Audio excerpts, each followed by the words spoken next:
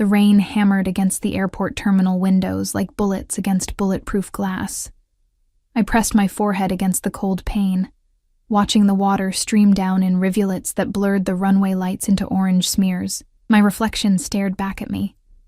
Hollow eyes, tangled hair escaping from a messy bun. Mascara I'd applied 12 hours ago now reduced to dark shadows beneath my lashes. "Mommy, I'm hungry." Lily's small voice cut through the ambient noise of frustrated travelers and departure announcements.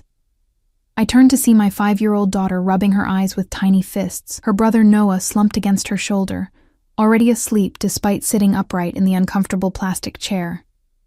At 3 years old, he could sleep anywhere. I envied him that. "I know, baby. Just a little longer." The lie tasted bitter on my tongue. I'd been saying that for 4 hours now. The departure board mocked me with its flashing red letters. Cancelled. Cancelled. Cancelled. Every flight to Boston, grounded by the storm that had rolled in from nowhere, trapping us in this purgatory of stale coffee and broken dreams. I had $17 left in my wallet, not enough for a hotel, not enough for food beyond maybe one sad sandwich from the vending machine. Not enough for anything except maybe the gas to drive us back to the apartment I'd already surrendered the keys to this morning. My phone buzzed. Another message from Marcus, Lily's father. The man who'd promised forever and delivered abandonment. I didn't open it. I already knew what it would say, some variation of "not my problem anymore," dressed up in slightly more civilized language. He'd made it abundantly clear that his new life in California had no room for the complications of his old one. "Come on, sweetheart." I hoisted my backpack, everything we owned now fit into 2 bags, and reached for Lily's hand. "Let's go wait by the car." The parking garage smelled like exhaust fumes and desperation. Our footsteps echoed against concrete as I navigated toward our ancient Honda Civic, parked in the cheapest long-term lot, because I'd foolishly believed we'd actually make that flight. Noah's weight grew heavier in my arms with each step, his breath warm against my neck, his little fingers clutching the worn fabric of my jacket. I set him down gently in the back seat, buckling him into his booster, while Lily climbed in beside him. The interior light illuminated their faces, so innocent, so trusting. They believed I could fix this. They believed I had a plan. I had nothing. The tears came without warning, hot and fast, blurring my vision as I stood beside the car with the door still open. I pressed my palm against my mouth to muffle the sound, my shoulders shaking with the effort of staying quiet. I couldn't let them see me break. I couldn't let them know how thoroughly I'd failed them. My sister's offer had been our lifeline. A spare room in her Boston apartment. A fresh start away from the memories and mistakes that haunted every corner of this city. But the tickets had consumed my last savings. And now those tickets were worthless pieces of digital confirmation in my email. Refunds that would take 7 to 10 business days to process. We didn't have 7 to 10 days. We had tonight, and nowhere to go. The sound of footsteps approaching barely registered through my breakdown. Expensive footsteps. Leather soles on concrete, measured and confident.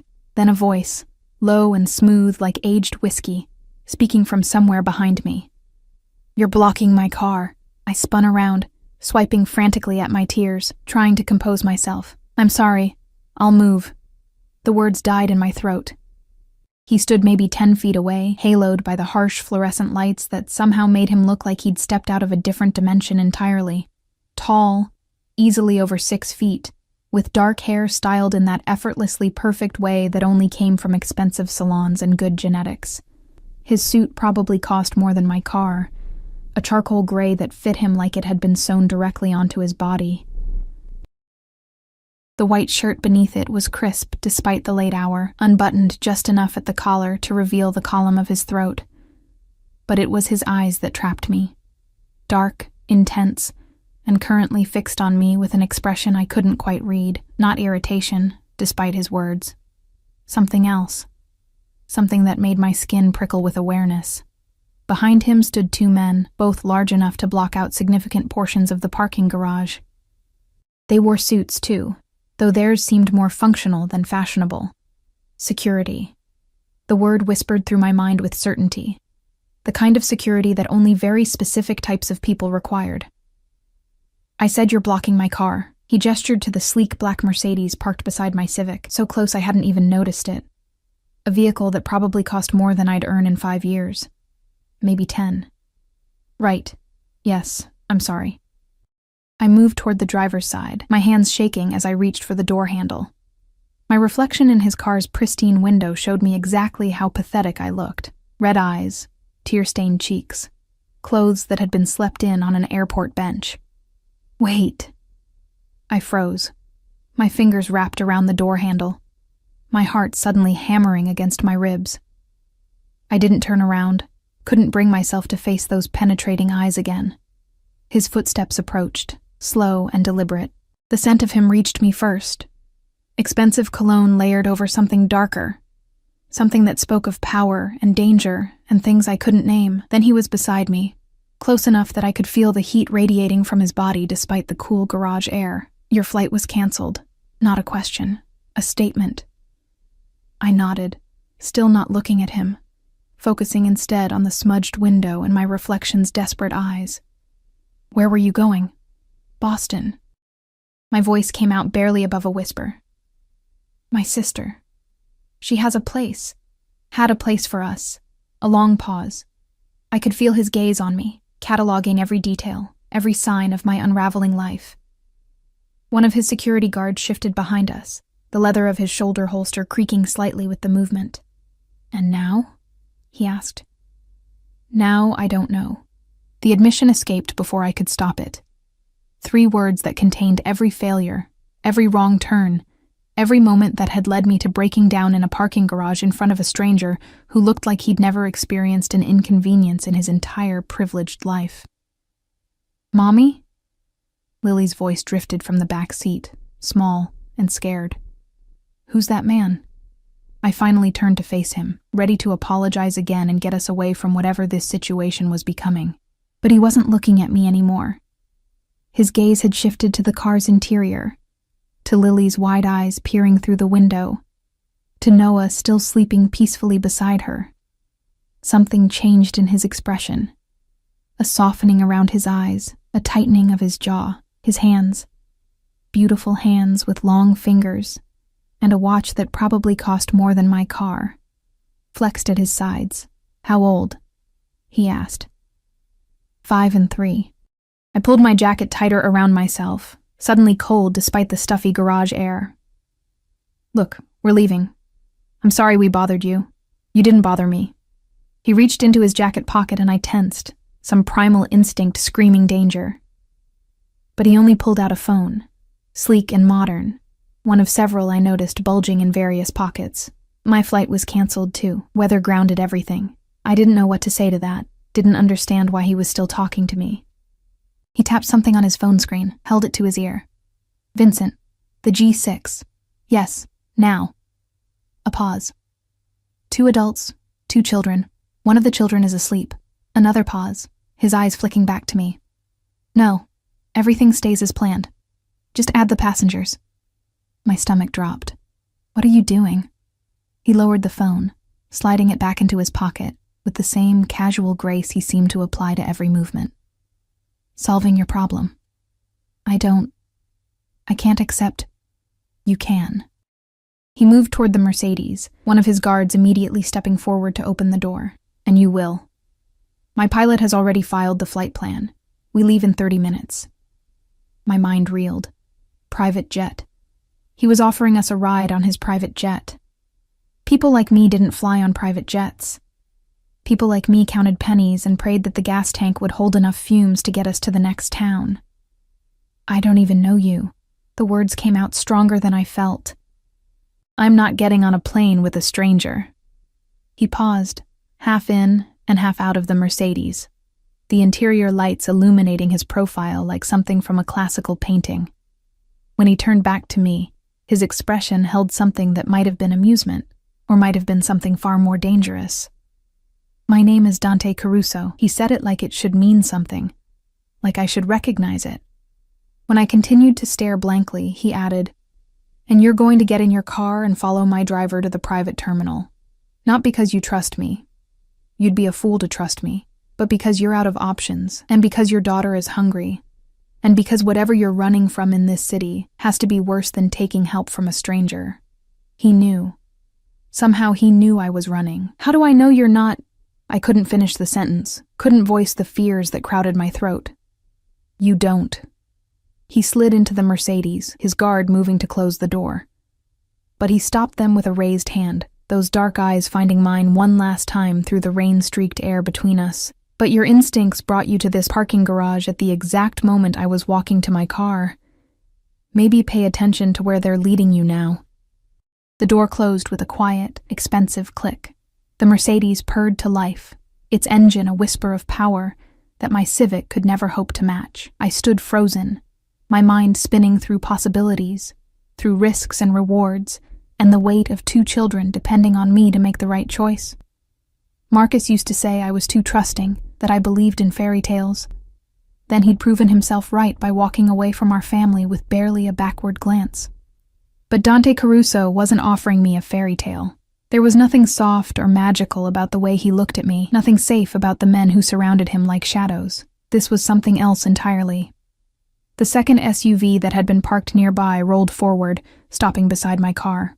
The passenger window descended, revealing another suited man, older than Dante, with silver threading through his dark hair and scars that spoke of a violent past. Ms., he said, his voice rough like gravel. Mr. Caruso asks that you follow us to the private terminal. Your children will be more comfortable there while we wait for departure. Lily knocked on the window from inside. Mommy? Are we going somewhere? I looked at my daughter's hopeful face, at Noah still sleeping peacefully, at the $17 in my wallet that wouldn't even buy us breakfast. Then I looked at the SUV, at the promise of a solution I didn't deserve and definitely didn't understand. What does Mr. Caruso want in return? I asked. The man in the SUV smiled, but it didn't reach his eyes. He didn't specify, but men like Mr. Caruso always collect on their debts eventually. A warning. An honest one. I should have walked away. Should have driven to a shelter, begged for help from someone less dangerous. Found another solution that didn't involve mysterious men with private jets and security details that looked like they knew a dozen ways to kill someone with their bare hands. Instead, I heard myself saying, lead the way. The private terminal existed in a different universe than the commercial chaos we'd left behind. Soft lighting replaced harsh fluorescence, plush leather seating instead of plastic chairs bolted to the floor. The air even smelled different, less recycled desperation, more subtle vanilla and new carpet. A woman in an immaculate burgundy uniform appeared the moment we walked through the doors, offering warm towels and beverages like we were guests at a 5-star hotel instead of refugees from a parking garage breakdown. Lily's eyes went wide, her small hand gripping mine tighter. Mommy, is this heaven? No, baby, just somewhere different. I settled into one of the leather chairs, Noah stirring slightly in my arms before burrowing deeper against my chest. Through the floor-to-ceiling windows, I could see the sleek white jet waiting on the tarmac, its stairs already lowered in invitation or warning. I couldn't quite tell which. Dante stood near the windows, phone pressed to his ear, speaking in rapid Italian that flowed like dark honey. He'd removed his suit jacket, draping it over a nearby chair. And I found myself noticing the way his shirt pulled across his shoulders when he gestured, the way he commanded space without even trying. Every few seconds, his gaze would flick toward us, toward me, before returning to whatever conversation demanded his attention. One of his guards remained by the entrance. The other, the silver-haired man from the SUV who'd introduced himself as Marco, positioned himself near enough to be attentive, but far enough to maintain the illusion of privacy. Miss, can I offer you something to eat? The flight attendant materialized beside me, her smile professional and warm. We have a selection of... Yes. I cut her off, embarrassed by my eagerness but too hungry and too tired to care about pride. Please, anything. I gestured to Lily, who was trying very hard not to stare at the pastries arranged on a nearby console table. She hasn't eaten since this morning. Of course. The woman's smile never wavered, as if desperate single mothers appeared in this terminal regularly. And for you? I'm fine. My stomach growled in protest, but I'd learned to ignore its complaints years ago. She'll have the same. Dante's voice cut across the space, his phone call apparently concluded. He moved toward us with that same fluid grace I'd noticed in the parking garage, every movement economical and purposeful. And something more substantial for the child. Children need proper meals, not just pastries. The attendant nodded and disappeared through a doorway I hadn't noticed before. Dante lowered himself into the chair across from mine, his long legs extending into the space between us. Too close, and yet somehow maintaining that invisible barrier of power and distance. "You don't have to do this," I said, hating how small my voice sounded in the hushed terminal. "I'm aware." He leaned back, one arm draped across the chair's rest, the picture of casual wealth and controlled danger, and yet I am. Why? His eyes, God, those eyes, fixed on mine with an intensity that made my breath catch. Does it matter? Yes. I shifted Noah's weight, using my son as a shield against that penetrating stare. People like you don't help people like me without a reason. People like me. He repeated the words slowly, almost tasting them. What do you think you know about people like me? Enough to recognize danger when I see it. The boldness surprised even me, but something about his presence demanded honesty. Lying to Dante Caruso felt like it would be both pointless and potentially fatal. A smile ghosted across his lips. There and gone so quickly I might have imagined it. Smart. Your instincts are better than I initially thought. Then tell me why. I pressed, even as part of me screamed to just accept the gift and stop questioning. Why are you helping us? He was quiet for a long moment, his gaze drifting to the window, to the jet waiting in the darkness beyond. Rain still hammered against the glass, creating a rhythmic backdrop to the tension stretching between us. I had a sister, he finally said, his voice softer than before but no less commanding. She was 19 when she got pregnant. The father disappeared before the child was born. My family... He paused, something dark flickering across his features. They had opinions about what she should do. She ran. Took nothing but a backpack and dreams of a better life somewhere far from our influence. My heart constricted. What happened to her? She died when her son was 2 years old. Exhaustion, malnutrition, an infection that proper medical care could have prevented. His fingers drummed once against the armrest, a single gesture of controlled violence. I found them 3 days after she passed. The boy was trying to wake her up. I'm sorry. The words felt inadequate, hollow against the weight of his story. Don't be sorry. His eyes snapped back to mine, and there it was again. That intensity that felt like being caught in a spotlight. Be grateful that I happened to be walking to my car at the exact moment you were breaking down next to it. Be grateful that your daughter has your eyes, and that your son is the same age my nephew was when I found him. Be grateful that something in this universe aligned to put you in my path. The flight attendant returned with a tray laden with food, sandwiches and fruit and pastries that made Lily gasp with delight. I watched my daughter eat with the single-minded focus of the truly hungry, and felt something crack open inside my chest. Where is he now? I asked quietly. Your nephew? Safe. Protected. Educated. Dante's expression softened fractionally. Loved, as he should have been from the beginning. The implication hung heavy in the air between us. He saved his nephew. Now he was saving us. I can't repay you, I whispered. Whatever this costs, the flight, the fuel, your time, I have nothing. I didn't ask for payment. Men always want something. I'm not most men. He stood abruptly, buttoning his shirt cuff in a gesture so casual it felt rehearsed. Finish eating. We board in 10 minutes.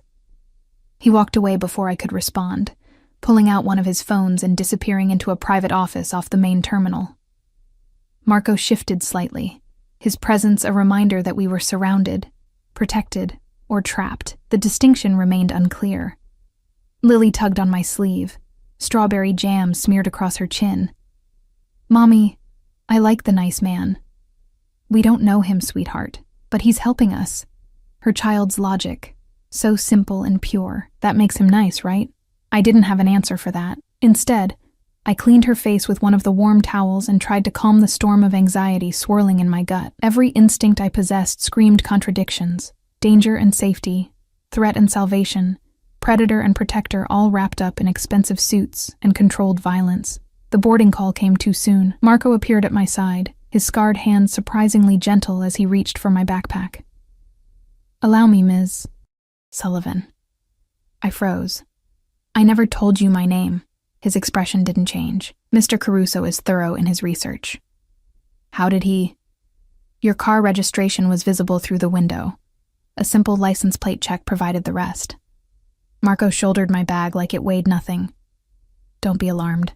It's simply his nature to know everything about situations he involves himself in. Everything." The word echoed in my head as I carried Noah toward the jet, Lily's hand in mine. What else did Dante Caruso know about me? My failed marriage? My eviction? The mountain of debt that had driven us to flee across state lines in search of my sister's charity? The jet's interior made the terminal look modest. Cream leather seats that probably cost more than my entire apartment's worth of furniture, polished wood accents, soft lighting that somehow made everyone look better, more rested, more human. Dante sat near the back, laptop open, his attention focused on whatever business required immediate attention even at this hour. The attendant, a different one this time, equally polished, guided us to seats near the front. "You and your daughter here, and we've prepared a small bed area for your son if you'd like him to continue sleeping comfortably." A bed. On an airplane. I nodded numbly, following her to where they'd somehow transformed a section of seats into a flat surface with pillows and blankets that looked softer than anything we'd owned. Noah didn't even wake as I laid him down, tucking the blanket around his small body with shaking hands. "Mommy, can I sit by the window?" Lily's excitement cut through my daze. "Yes, baby, of course." The engines hummed to life, a sound so smooth and quiet it barely registered. Nothing like the commercial flights I'd experienced, where every mechanical noise felt like a potential disaster. This was power-contained, luxury weaponized into something that defied gravity with barely a whisper of effort. We were taxiing before I realized I'd never sat down properly, still half standing in the aisle. My hand braced against the seat back. Dante appeared beside me, his presence suddenly overwhelming in the confined space. "Sit," he commanded softly, "before you fall." "I'm fine." His hand closed around my elbow, firm but not painful, guiding me into the seat beside Lily. The touch sent electricity racing up my arm, a sensation I had no business feeling toward a man who was essentially a beautifully wrapped question mark. He crouched down, bringing himself to eye level with Lily. "What's your name, little one?" "Lily." She smiled at him, fearless in the way only children could be. "I'm 5 3/4. That's my brother Noah. He's 3, but he acts like a baby sometimes. Brothers often do." The corner of Dante's mouth quirked upward, something almost human breaking through his controlled exterior. "Have you ever flown before, Lily?" She shook her head, blonde curls bouncing. "Then you're in for something special." He reached into his pocket, producing a small box I hadn't noticed before.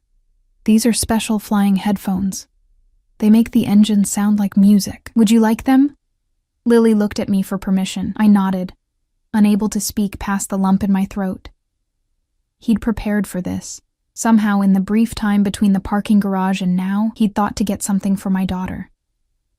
As Lily examined her new treasure, Dante straightened, his attention shifting back to me.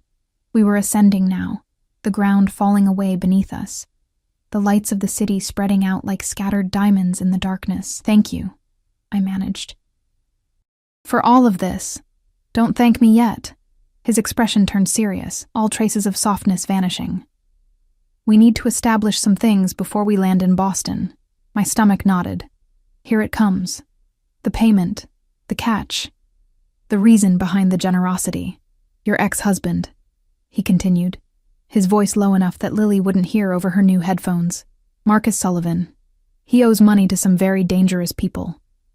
The blood drained from my face. "How do you—" "I know everything, Emma."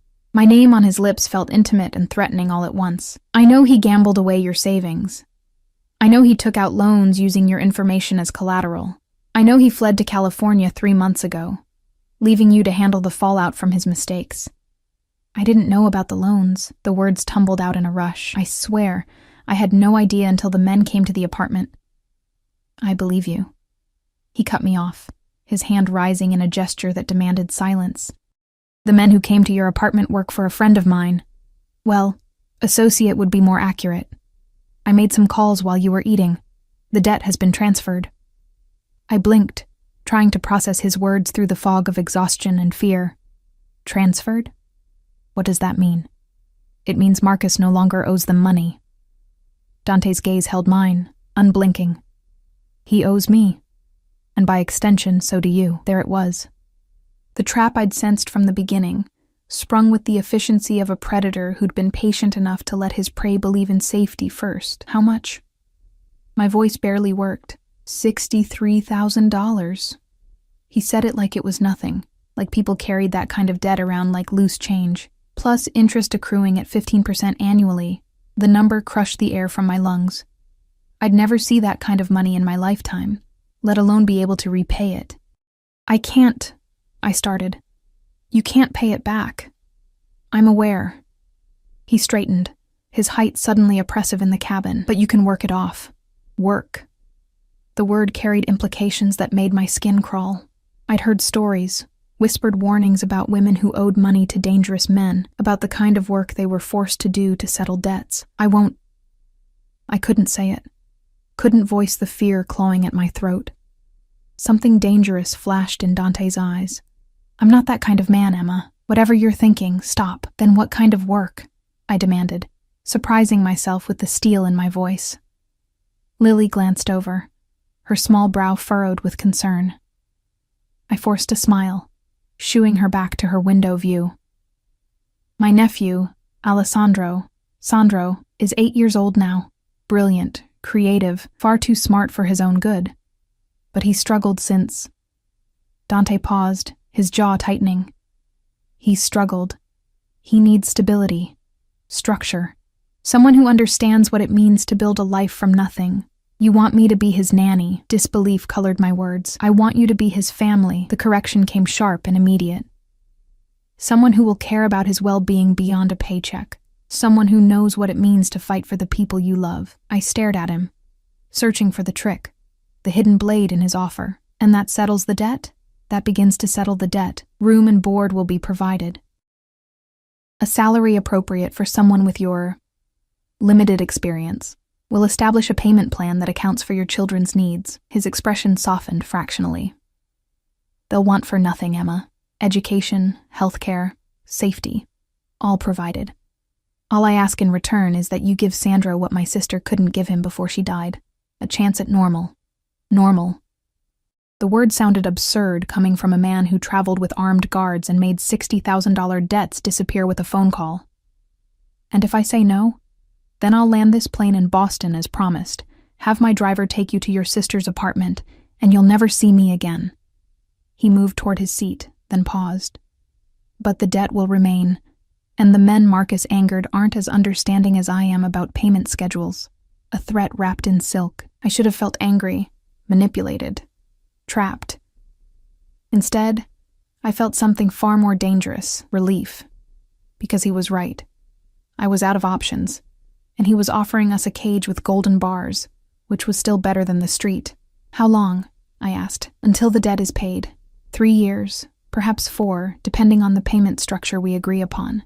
3 years of my life, sold for my children's safety and my ex-husband's mistakes. I'll need to call my sister, I said quietly. Tell her we won't be coming.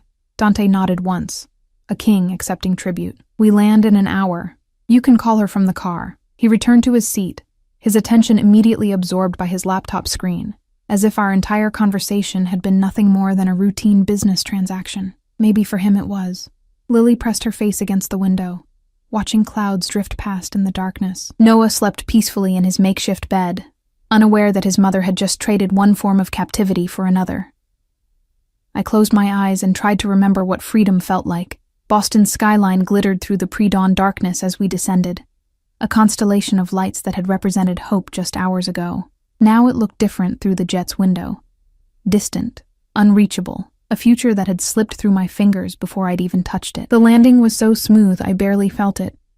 Just a gentle settling, as the wheels kissed the tarmac with the kind of grace that only obscene amounts of money could buy. Lily had fallen asleep against my shoulder somewhere over Connecticut, her new headphones still perched on her blonde head, her breathing soft and steady. I envied her that peace. that ability to trust that the adults around her would handle everything. I'd lost that confidence somewhere between Marcus's abandonment and the eviction notice taped to our door. The engines powered down to a whisper. Dante closed his laptop with a decisive click, his movements economical as he gathered his jacket and the various phones that seemed to multiply in his pockets. Marco appeared from somewhere near the cockpit, speaking in low Italian that I couldn't understand but recognized as a report of some kind. Dante's expression never changed, just a slight nod of acknowledgement before Marco disappeared again. Emma. My name drew my attention back to him. He stood in the aisle, jacket draped over one arm, looking impossibly put together despite the late hour. The car is waiting. We'll take you to the house now. Your sister can wait until morning for explanations. I should call her tonight, I protested weakly. She'll worry. It's 4 a.m. You'll wake her, alarm her, and accomplish nothing except adding to your exhaustion. He wasn't asking. The words were shaped like concern, but the tone made it clear this was a decision already made. You need rest. The children need rest. Everything else can wait. I wanted to argue, to assert some illusion of control over my rapidly narrowing life. But he was right. I was so tired my bones ached. And the thought of explaining this impossible situation to my sister right now felt insurmountable. The car waiting on the tarmac made the Mercedes from the airport look modest. A black SUV with windows tinted so dark they seemed to swallow light, flanked by an identical vehicle that held more of Dante's ever-present security. Marco held the door open, his scarred face impassive as I carried Noah's sleeping form toward the vehicle. The interior smelled like leather and something else. Gun oil, maybe, though I couldn't be sure. Dante slid in beside me, his presence filling the spacious cabin despite all the room available. Lily climbed in on my other side, immediately curling into my lap alongside her brother, creating a barrier of children between me and the man who now owned my debt, my future, my choices. The drive through Boston's empty streets felt surreal. I watched the city slide past through tinted windows, historic brownstones giving way to increasingly expensive neighborhoods. The kind where people like me only existed as hired help. Trees lined perfectly manicured sidewalks. Gas lamps flickered in the pre-dawn darkness. Anachronistic touches that screamed old money and older power. Where exactly are we going? I asked, breaking the silence that had stretched since leaving the airport. Beacon Hill. Dante's attention remained fixed on his phone screen, his thumbs moving with practiced efficiency across the keyboard. The house has been in my family for 3 generations. You'll find it comfortable. Comfortable. The understatement of the century, I'd learn. The SUV turned onto a street that looked like it belonged in a period film. Cobblestones, wrought iron fences, brick facades that whispered of Revolution-era secrets. We stopped before a townhouse that somehow managed to be both understated and magnificent. 4 stories of red brick and black shutters, with window boxes that probably cost more than my monthly rent used to be. Marco opened the door, and the early morning air hit me with surprising warmth for November. Indian summer, they called it, this last gasp of mild weather before winter's teeth closed around the city. I stepped onto the sidewalk, my worn sneakers looking obscene against the pristine cobblestones.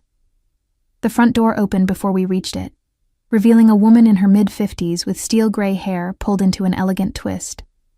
She wore a cardigan over a simple dress, but everything about her posture screamed authority and competence. Mr. Caruso. She nodded respectfully, her accent carrying hints of Italian vowels. Welcome home, Teresa. Dante's voice warmed fractionally, the first genuine softness I'd heard from him. This is Emma Sullivan and her children, Lily and Noah. They'll be staying with us. Please prepare the guest suite on the 3rd floor, the one with the adjoining room for the children. Teresa's gaze swept over us with practiced efficiency, cataloging our rumpled clothes and exhausted faces without a hint of judgment. Of course. I'll have fresh linens and towels sent up immediately. Shall I prepare breakfast? In a few hours. They need sleep first. Dante moved past her into the house, his security detail peeling off to various posts with the coordination of a well-rehearsed ballet. I hesitated on the threshold, struck by the sudden weight of crossing into this new life. Once I stepped through this door, everything changed. No more pretending this was temporary. No more illusions about having options. Mommy? Lily stirred against my shoulder. Are we home? The question broke something inside me. No, baby. But we're safe. That's what matters. I stepped inside. The interior stole what little breath I had left. Hardwood floors that gleamed like dark honey. A staircase that curved upward with the kind of craftsmanship that didn't exist anymore. Walls lined with art that I suspected wasn't prints. Everything spoke of wealth so old and established, it didn't need to announce itself. Teresa guided us up the stairs, past the second floor where I caught glimpses of what looked like formal rooms, a library, a dining room with a table that could seat 20. The third floor was quieter, more intimate, with hallway runners that muffled our footsteps and sconces that cast warm pools of light. Here. She opened double doors to reveal a suite that was larger than my entire apartment had been. A king-sized bed dominated the space, dressed in linens that looked like they'd been spun from clouds. Windows overlooked a private garden behind the house, though darkness obscured the details. An adjoining door stood open, revealing a smaller room with 2 twin beds already made up, stuffed animals positioned on the pillows like they'd been waiting for new children to love them. The bathroom is through there. Teresa pointed to another door. Fresh towels are in the cabinet. If you need anything at all, press 9 on the house phone. Someone will answer immediately. Thank you, I managed, my voice hoarse. She smiled, the expression transforming her severe features into something almost motherly. You're welcome, dear. Try to rest.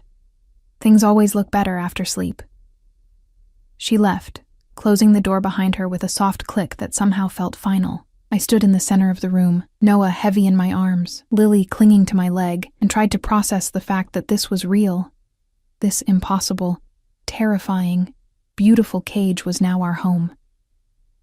Come on, sweetheart. I carried Noah into the children's room, laying him on one of the beds. He didn't stir, lost in whatever dreams 3-year-olds had. Lily climbed onto the other bed, her eyes already drooping despite her earlier nap on the plane. Mommy, will we stay here long? She asked as I tucked her in. I don't know, baby. The honest answer. The only one I could give.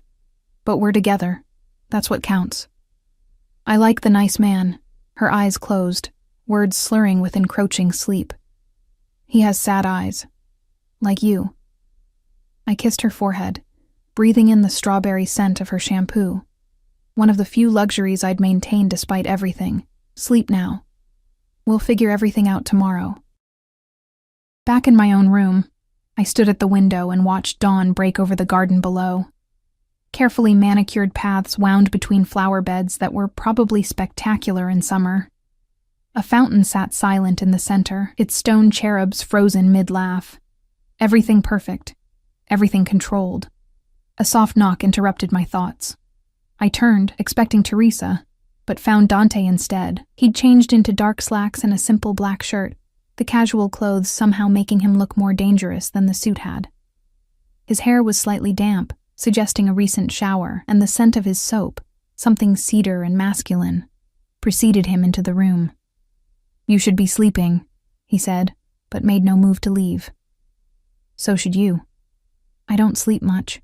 He moved to the window, standing close enough that I could feel the heat radiating from his body. Insomnia is an occupational hazard. What exactly is your occupation? The question came out before I could stop it. Besides apparently rescuing desperate women in parking garages and collecting their debts. His lips quirked, almost a smile. I'm in import-export, international trade. Very boring, very lucrative. Boring businesses don't usually require armed security. Smart businesses always require security. The world is full of people who want what doesn't belong to them. He turned to face me, and in the growing light I could see details I'd missed before, a scar along his jawline, faint but present. Shadows under his eyes that suggested Teresa wasn't the only insomniac in the house. Speaking of which, we need to establish some ground rules. My stomach clenched. Rules. The house is safe, but only if you stay within its boundaries. His voice dropped, taking on an edge that made the hair on my neck rise. You don't leave without security. You don't speak to anyone about my business. You don't answer questions about what happens in this house or who comes and goes. Understood? Am I a prisoner? You're protected. The correction came sharp. There's a difference. Is there? I challenged, surprising myself with the boldness, because from where I'm standing, it looks the same. Something flickered in his eyes, respect, maybe, or recognition. A prisoner has no choices, Emma. You chose to get on that plane. You chose to come here. You can choose to leave any time you want. He stepped closer, close enough that I had to tilt my head back to maintain eye contact. But if you leave, you're on your own. The debt remains. The danger remains. And I won't be there to keep the wolves away from your door. Why do you care? The question burst out, raw and desperate. You don't know me. You don't owe me anything. Why go through all this trouble for a stranger? For a long moment, he just looked at me, his dark eyes searching my face for something I couldn't name. Then his hand rose, slowly, giving me time to pull away.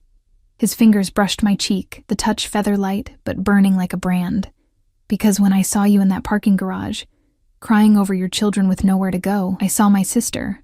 His thumb traced the curve of my cheekbone, and I couldn't move, couldn't breathe, couldn't do anything but feel. And I remembered that I was too late to save her. But I'm not too late for you. The words should have been comforting. Instead, they terrified me.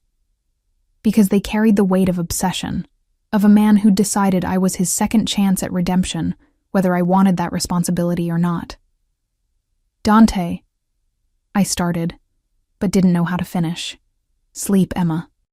He dropped his hand, stepping back and leaving me cold where his warmth had been.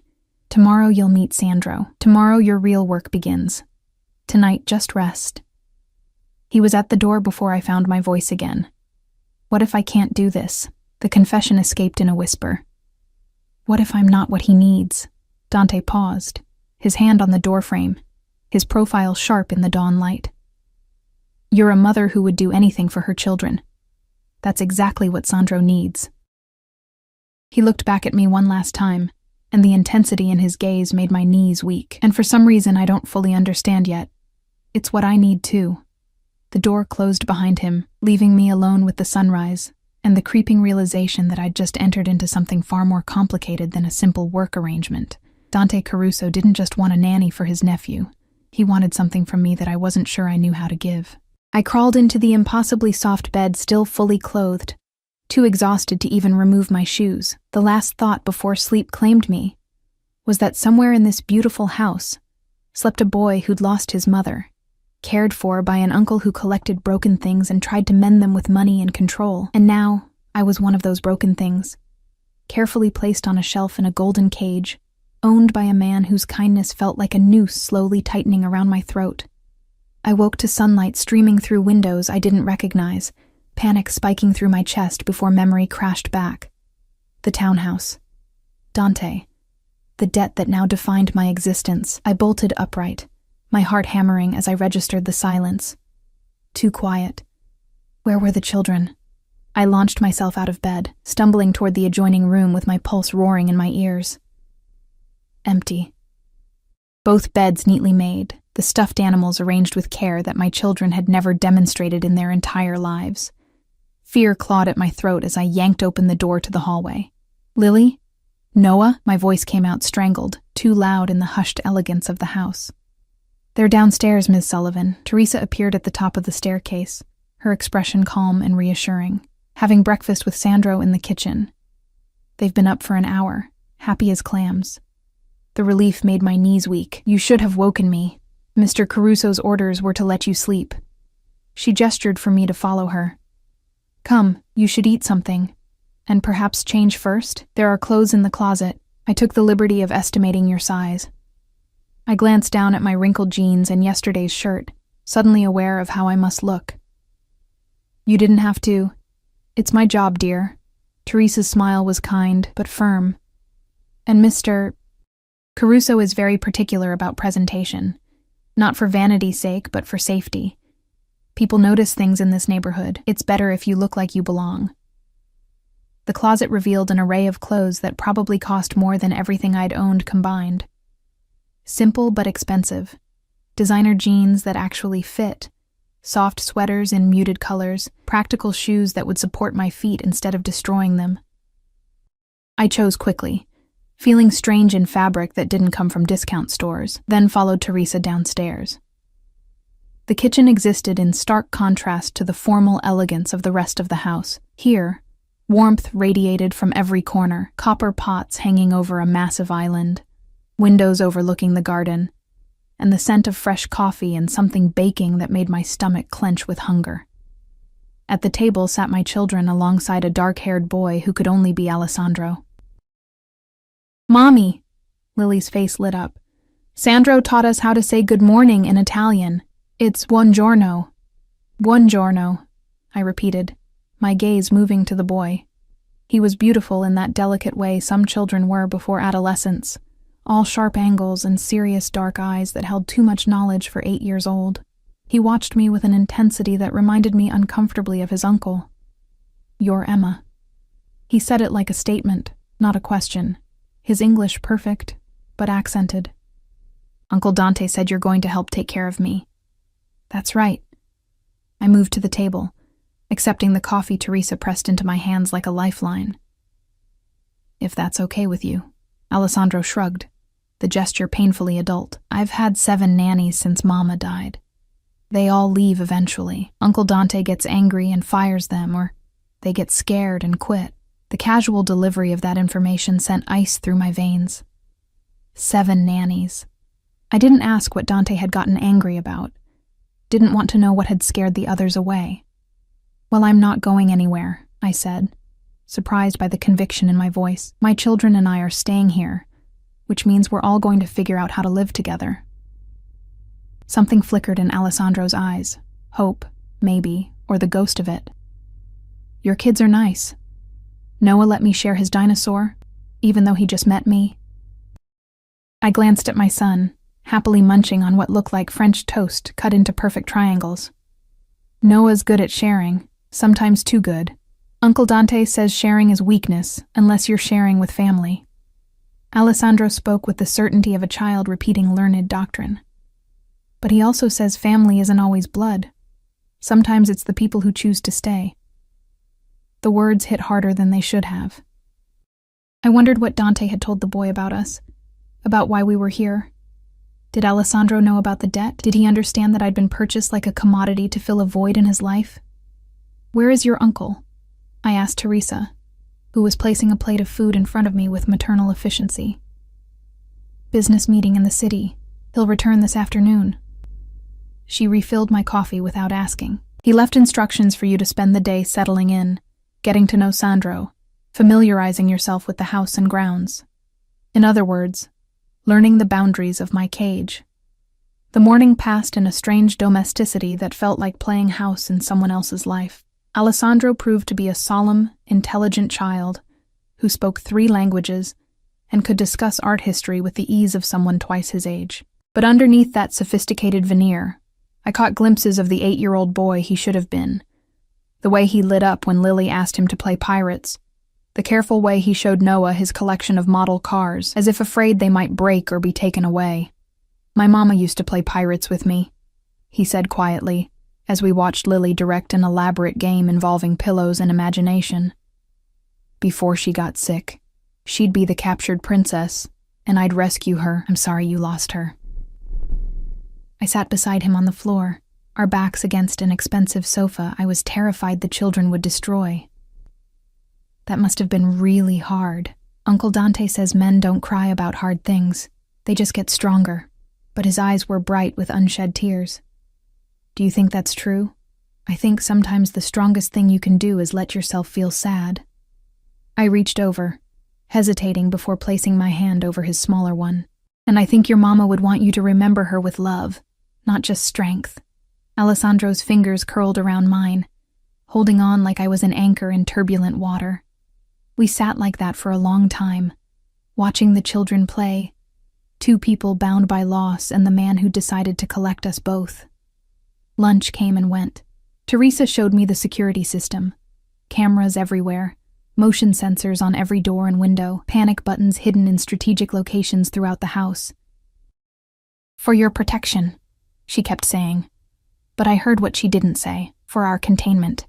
Mr. Caruso takes safety very seriously, she explained, as we stood in what she called the monitor room on the second floor, a space filled with screens showing every angle of the house and grounds.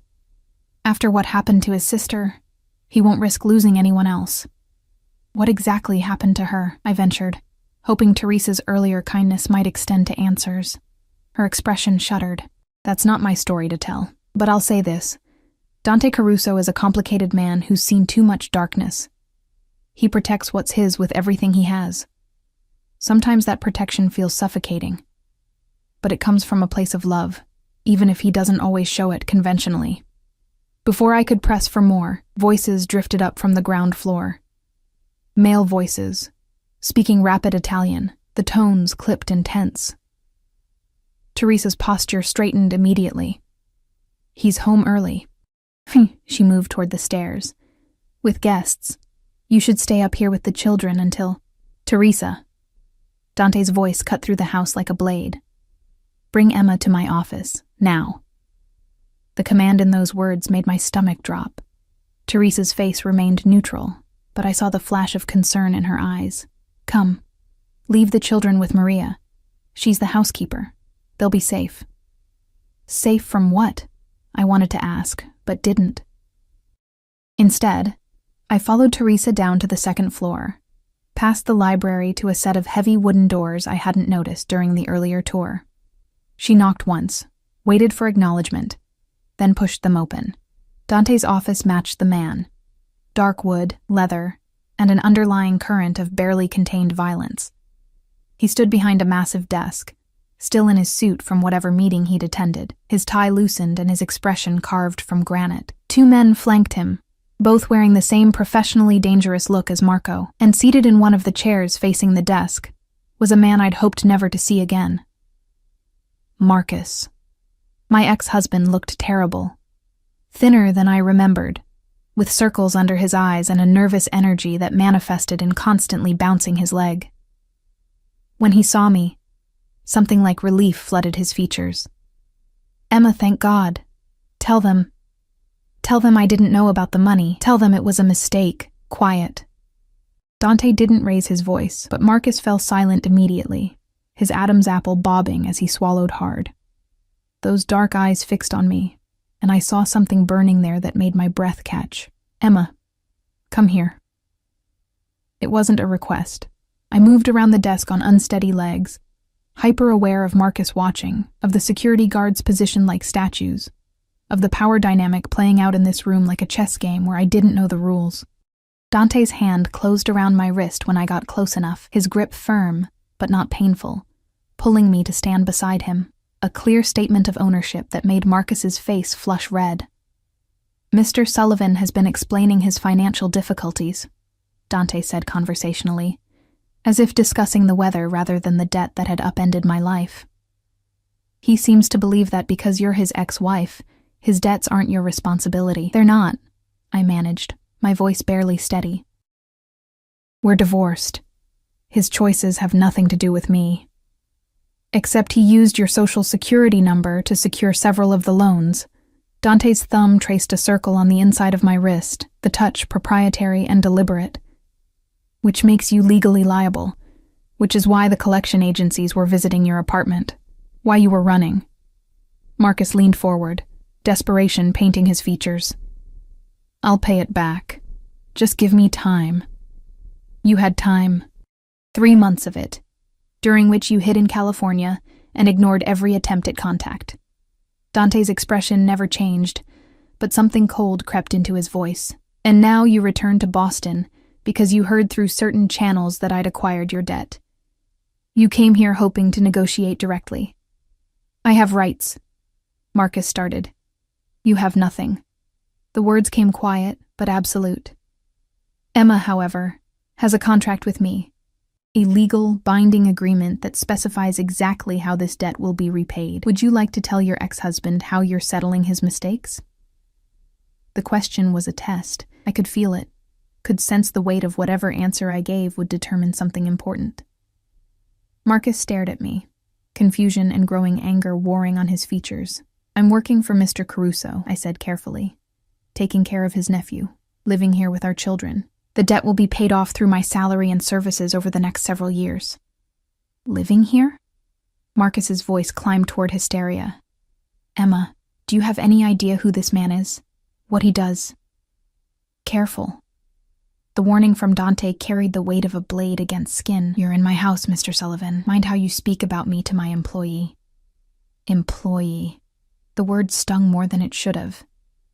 Marcus stood abruptly, his chair scraping against the floor. This is insane. You can't keep her here like some kind of...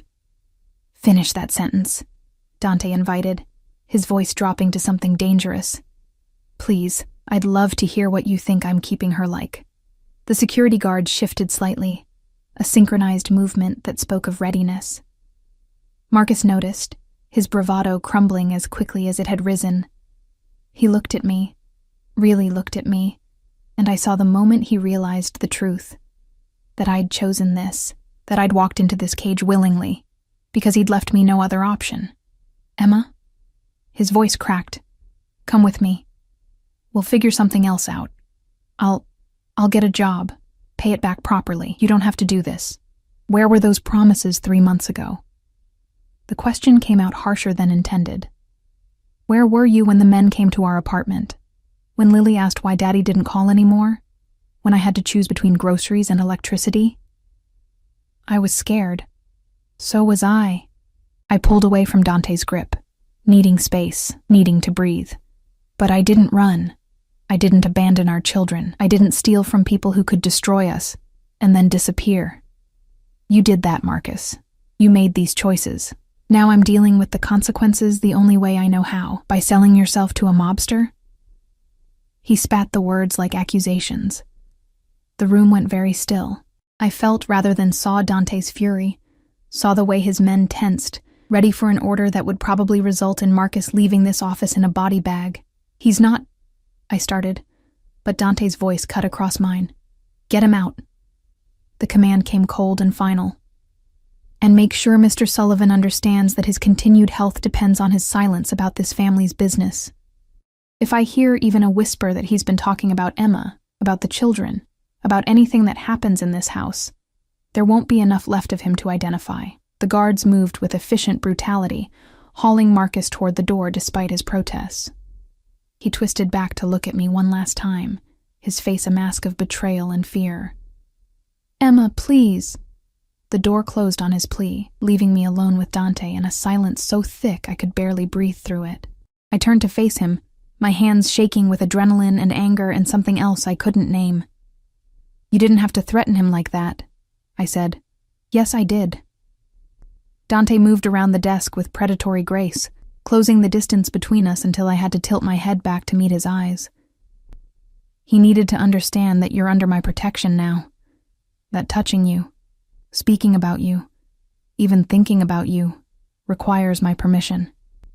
I'm not your property. Aren't you? His hand rose to cup my jaw, the touch possessive and surprisingly gentle. You live in my house. Wear clothes I provided. Eat food I pay for. Care for my nephew under a contract that binds you to me for years. If that's not ownership, Emma, what would you call it? A job. But the word came out weak, unconvincing even to my own ears. Liar. His thumb brushed across my lower lip, and I hated how my body responded, how heat pooled low in my stomach despite everything. You know what this is. You've known since the parking garage. I saw it in your eyes when you looked at me. Recognition. Understanding. You knew I was dangerous, and you got on that plane anyway. I didn't have a choice. You always have a choice. He leaned closer, his breath warm against my skin, his scent overwhelming my senses. You chose to trust me with your children's lives. You chose to stand beside me just now instead of running to your ex-husband. You choose to stay in this house every moment you don't walk out that door. So don't lie to me about choices, Emma. Own the ones you've made. The truth in his words cut deeper than any threat could have, because he was right. Some part of me had recognized him in that parking garage, had seen the darkness in him, and hadn't flinched, had understood instinctively that this man would burn the world down before letting harm touch what he'd claimed as his, and I'd let him claim me. What do you want from me? the whisper escaped before I could stop it. Really want? Dante's eyes searched mine, something raw and unguarded flickering in their depths before his control reasserted itself. I want you to take care of Sandro, to give him the childhood my sister couldn't provide, to be present and patient in everything he needs. His hand slid from my jaw to curl around the back of my neck, holding me captive without force. And I want you to stop looking at me like I'm a monster when we both know you're not afraid of me at all. Maybe I should be, I breathed. Maybe. His lips curved in something that wasn't quite a smile, but you're not. And that, Emma Sullivan, is going to be a problem for both of us. He released me abruptly, stepping back and leaving me cold. Go check on the children. Dinner is at 7. We eat together as a family. Don't be late. I fled his office on shaking legs, my heart racing and my mind reeling. Behind me, I heard him speaking in Italian to his men, his voice once again cold and controlled, as if the moment between us had never happened. But it had. And as I climbed the stairs toward the sounds of my children's laughter, I knew with sick certainty that everything had just become infinitely more complicated. 3 weeks passed in a strange rhythm of domesticity and danger, each day bleeding into the next, until I could barely remember the woman I'd been in that airport parking garage. The children adapted with the resilience only kids possessed. Lily flourished in the private school Dante enrolled her in, coming home each day with stories about art class and new friends whose parents probably owned half of Boston. Noah clung to me less, his shyness melting under Alessandro's patient attention and Teresa's endless supply of cookies. And Sandro. Alessandro became the center of my days, this solemn child who carried grief like a winter coat he couldn't take off. We fell into routines, morning lessons at the kitchen table, afternoons in the garden when weather permitted, evenings reading together in the library while Dante worked behind closed doors. Slowly, carefully, I watched the boy beneath the sophisticated mask emerge. He laughed at Lily's terrible jokes. He taught Noah to count in Italian. He asked me questions about my life before, seeming genuinely interested in stories about scraped knees and grocery store struggles. But it was Dante who haunted my thoughts in the dark hours when sleep wouldn't come. He was everywhere and nowhere, a constant presence that manifested in subtle ways. Fresh flowers appearing in my room each morning. Coffee made exactly how I liked it before I came downstairs. The way Alessandro's eyes would light up when his uncle returned from whatever business kept him away for long stretches. The sound of his voice drifting through walls late at night, speaking in Italian that sounded like prayers or curses. I could never quite tell which. We had dinner together every night he was home, sitting at that massive table like a family playing at normalcy. He'd ask about my day, about Sandro's progress, about whether I needed anything. His attention felt like standing too close to a fire, warming and dangerous all at once. Sometimes I'd catch him watching me with an intensity that made my skin flush, his dark eyes tracking every movement, every expression, like he was memorizing me. The guards rotated but never disappeared. Marco became a familiar presence, his scarred face softening whenever the children were around. The security cameras watched everything. The panic buttons remained within reach. The house was a fortress, and I was both protected and imprisoned within its walls. I should have hated it. Should have felt suffocated by the control, the constant surveillance, the way Dante orchestrated every aspect of our lives with invisible strings. But instead, I felt something far more dangerous, safe.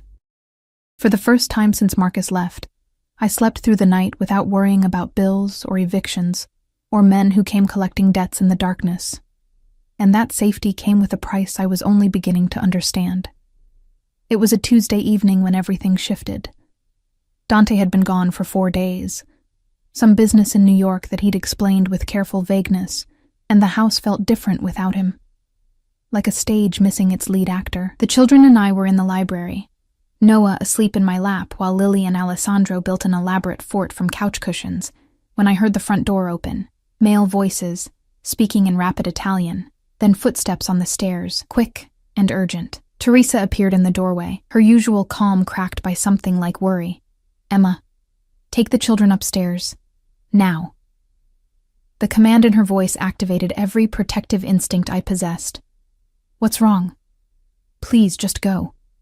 She was already moving toward us, her hands reaching for Noah. "Lock yourselves in your room.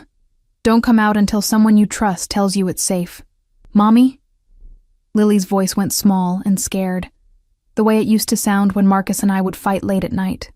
I gathered Noah from Teresa's arms, my heart hammering. "Come on, babies. We're going upstairs to play a game." Alessandro stood frozen, his face pale. "Uncle Dante?" "He's fine," Teresa assured him, but her eyes said otherwise. "Go with Emma. Take care of the little ones." We fled upstairs, my mind racing through possibilities, each one worse than the last. In my room, I locked the door and pulled the children onto the bed, wrapping them in blankets and my arms like I could shield them from whatever was happening downstairs. "Is it like before?" Alessandro whispered against my shoulder. When the bad men came, my blood went cold. What bad men?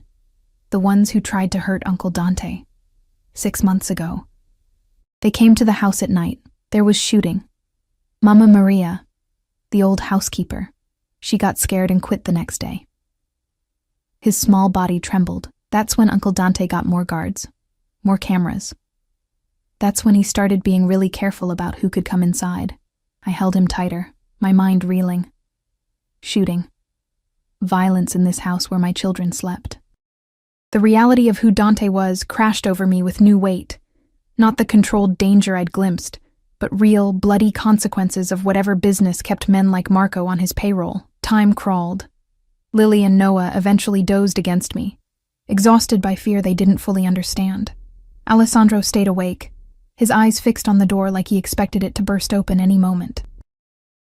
I stroked his hair and tried to project a calm I didn't feel, every nerve screaming with the need to know what was happening, whether Dante was hurt, whether we were truly safe or just waiting for violence to find us. It was past midnight when the soft knock came. I tensed, pulling the children closer. "Emma." Dante's voice, rough and strained. "It's me. Open the door." I hesitated, some instinct warning me that whatever waited on the other side would change everything. But Alessandro was already scrambling off the bed, his small hands fumbling with the lock. The door swung open to reveal Dante leaning against the frame like it was the only thing keeping him upright. Blood stained his white shirt, dark and spreading across his left side. His face was too pale, his usual control stripped away by pain, and something that looked like fury barely contained. Marco stood behind him, one hand hovering near Dante's shoulder, ready to catch him if he fell. "Madre di Dio," Alessandro breathed, frozen in the doorway. "It's nothing." Dante's jaw was so tight I could see the muscle jumping. "Just a graze." Marco's being dramatic. "You need stitches," Marco said flatly. "Teresa's preparing the—" Not in front of the children. Dante's eyes found mine over Alessandro's head, and what I saw there made my chest constrict. Fear. Real, genuine fear that had nothing to do with physical pain. "Emma, please." I didn't think. Didn't calculate the risk or weigh my options. I simply moved, ushering the children back to bed with promises I wasn't sure I could keep, then following Dante and Marco down to what turned out to be a medical room on the second floor. Of course, this house had a medical room. Of course, Dante Caruso was prepared for injuries that couldn't go to hospitals without raising questions. Teresa was already there, medical supplies laid out with practiced efficiency. She took one look at Dante and gestured to the examination table. "Sit, and for once in your life, don't argue with me." He obeyed, which scared me more than the blood. Dante Caruso didn't obey anyone. "Emma, you should go," he said, as Teresa cut away his ruined shirt, revealing the wound. A bullet grazed across his ribs, long but not deep. "You don't need to see this. Probably not." I moved to his other side, opposite Teresa, my hands surprisingly steady, but I'm staying anyway. His eyes met mine, something unreadable flickering in their depths. Then he nodded once, that simple gesture somehow feeling like acceptance of more than just my presence in this room. Teresa worked with the efficiency of someone who'd done this too many times, cleaning and stitching while Dante sat stone still. His jaw clenched against pain he refused to vocalize. I found myself reaching for his hand without thinking, offering silent support. His fingers closed around mine with crushing strength, using me as an anchor against the agony. "What happened?" I asked quietly. "Business dispute." The answer came through gritted teeth. "Someone decided the terms of our agreement were negotiable. They were wrong." "Are they dead?" "Not yet." Something dark passed over his features. "But they will be. No one threatens my family and lives to regret it." Family. The word echoed in my head. When had we become his family? Teresa finished the last stitch and stepped back, surveying her work with a critical eye. "No strenuous activity for at least a week. And I mean it, Dante. None of your usual nonsense about being fine. You're not fine. You're lucky this wasn't 3 inches to the right. Luck had nothing to do with it." He released my hand slowly, like letting go required effort. "I was careful. You were reckless." Teresa began cleaning up, her movements sharp with worry. "Going to that meeting alone, without enough backup. I had Marco. One guard isn't enough. You know better." She turned to me, her expression softening. "Get him upstairs. Make sure he actually rests. He'll listen to you." "He barely knows me," I protested. "Why would he?" "Because you're the only person in this house he's tried to impress in 5 years. Teresa's smile was sad and knowing. "Trust me. He'll listen." She left, taking Marco with her, leaving me alone with Dante in the antiseptic-scented room. He sat on the edge of the examination table, his bare torso wrapped in white bandages that were already showing spots of red, his dark hair falling across his forehead.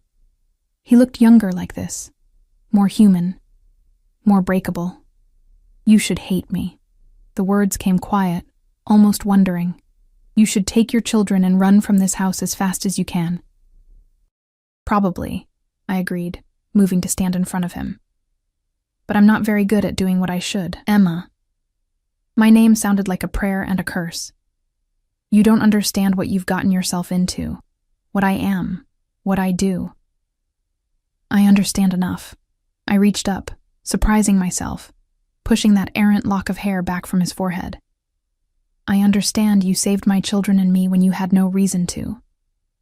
I understand you care about Sandro more than anything. I understand you're dangerous and probably a criminal and definitely not someone I should trust."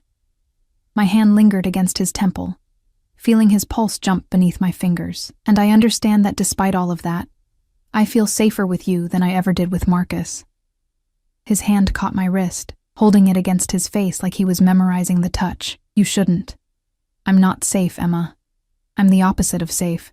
Maybe I'm tired of safe." The confession escaped before I could stop it. Safe got me an unfaithful husband and a pile of debt. Safe left me crying in a parking garage with nowhere to go. "You're dangerous. But you're also here. You're also real. And you're also bleeding because someone tried to hurt you. Probably because of the life you live protecting people like me, not people like you." He pulled me closer, until I was standing between his legs, his free hand settling on my hip with possessive certainty. "Just you. Only you and the children, and Sandro. Everyone else can burn." The intensity in his voice should have terrified me. Instead, it ignited something I'd thought Marcus had killed years ago. Desire. Fierce and reckless and completely inappropriate given the circumstances.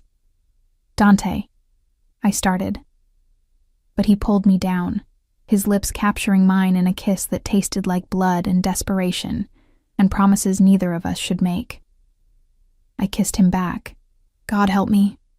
I kissed him back like I was drowning, and he was air, my hands fisting in his hair, my body pressing against his despite the wound, despite the wrongness of wanting a man who'd bought my debt and installed me in his house like a possession. His arm wrapped around my waist, holding me to him with a strength that belied his injury, his mouth moving against mine with bruising intensity. When we finally broke apart, both breathing hard, he rested his forehead against mine. "This is a mistake," he whispered.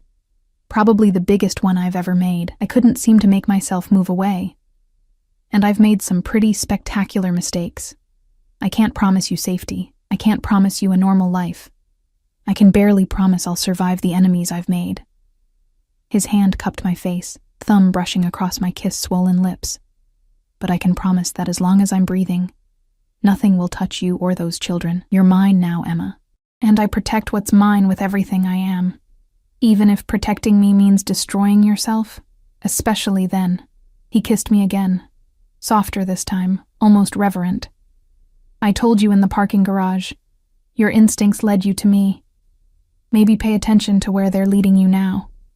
I thought about the past 3 weeks, about Alessandro's tentative smiles and Lily's newfound confidence, and Noah's peaceful sleep, about dinners at that massive table, feeling for the first time like I belonged somewhere, about Dante's constant presence, the way he noticed everything, the way his eyes followed me through rooms like I was something precious he couldn't risk losing.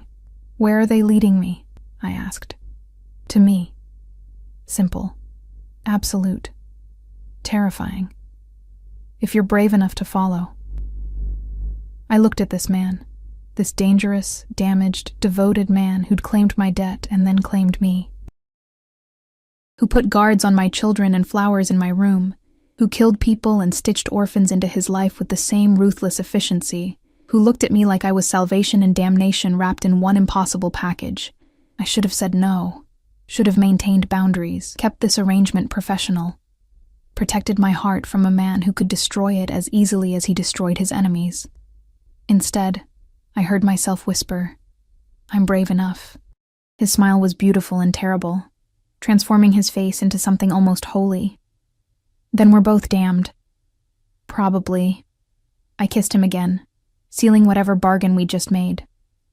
But at least we'll be damned together. The weeks that followed felt like falling and flying simultaneously. Dante healed, though not as quickly as his stubborn nature demanded. I learned the true scope of his business. Import, export, was technically accurate, though the imports often came with prices paid in blood rather than currency. I learned about the families he dealt with, the alliances and rivalries that shaped his world. I learned that the man the outside world feared was the same man who read bedtime stories to Sandro in Italian, who taught Lily to play chess with infinite patience, who carried Noah on his shoulders through the garden on Sunday mornings. I learned that loving Dante Caruso was inevitable as gravity and twice as dangerous. The debt still existed, documented in a contract locked in his office safe, but neither of us mentioned it anymore. It had become irrelevant, a fiction we'd maintained long enough to justify what was really happening, that I'd stopped being his employee and become something else entirely. His partner, his lover, the mother to the children he'd collected, biological and otherwise. Alessandro called me Mama 3 months after I arrived. He said it casually, asking me to pass the salt at dinner, like the word hadn't just detonated in my chest. Dante's eyes met mine across the table, and I saw my own emotions reflected there, joy and fear, and the weight of responsibility we'd both chosen to carry.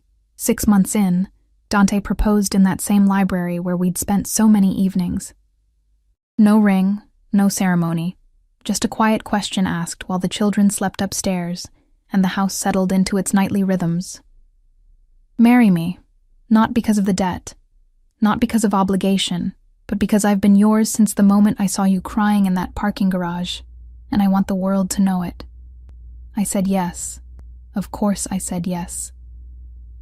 We married quietly in the garden, with Teresa and Marco as witnesses, and the children throwing rose petals with enthusiastic abandon. The priest who performed the ceremony didn't ask questions about Dante's business, just blessed our union, and looked the other way from the obvious danger radiating from every corner of the property. That night, after the children were asleep and the guards had taken their posts, Dante pulled me into his office. He unlocked the safe and removed that contract, the one that had bound me to him through debt and desperation. Without a word, he fed it into the fireplace, watching the pages curl and blacken. You're free, he said simply. You've always been free. The debt was an excuse to keep you here until you chose to stay on your own. I watched the contract burn, understanding finally what I'd really signed that day on the plane.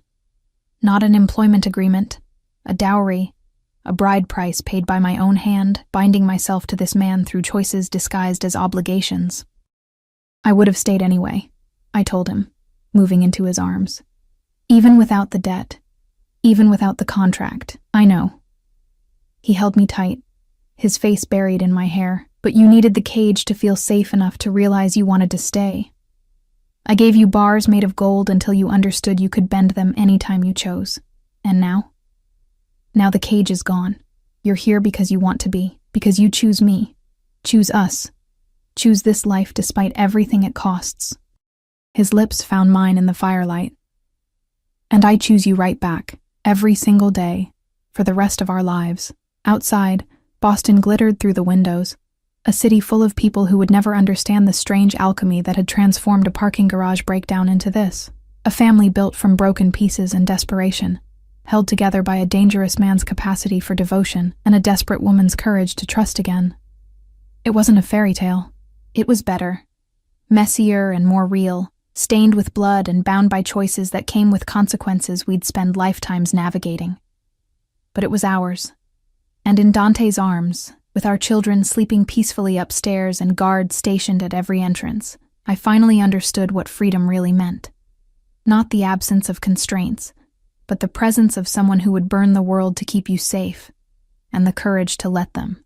The debt was paid in full, not with money or time or service, but with something far more valuable: trust given freely, love chosen deliberately, and a future built on the ruins of everything we'd both lost. We were home,